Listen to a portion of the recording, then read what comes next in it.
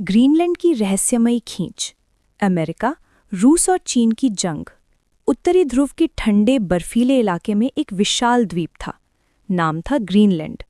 ये द्वीप इतना बड़ा था कि पूरा यूरोप इसमें समा सकता था, लेकिन यहाँ की आबादी मुश्किल से 56,000 लोग थी। ग्रीनलैंड डेनमार्क का हिस्सा था, लेकिन इसे स्वायत्तता प्राप्त थी।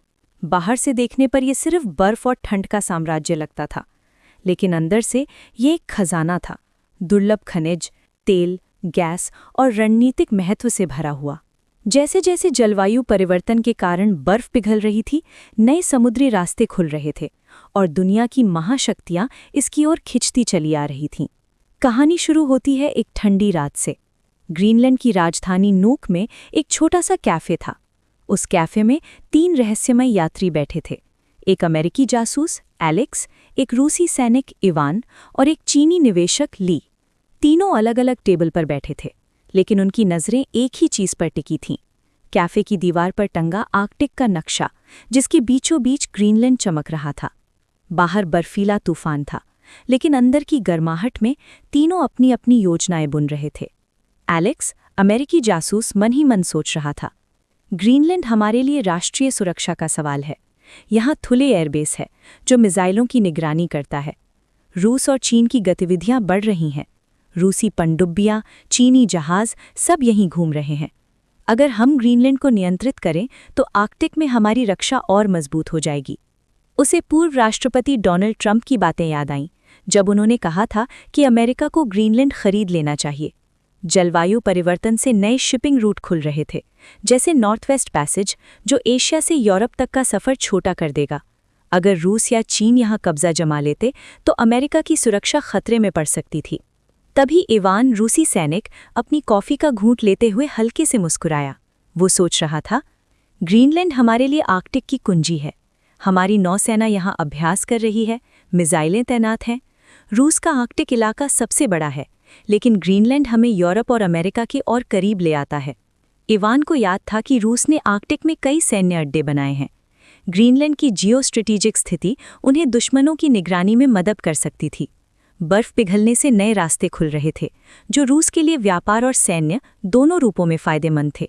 अगर अमेरिका यहाँ मजबूत हो गया तो रूस की उत्तरी सीमा कमज़ोर पड़ सकती थी।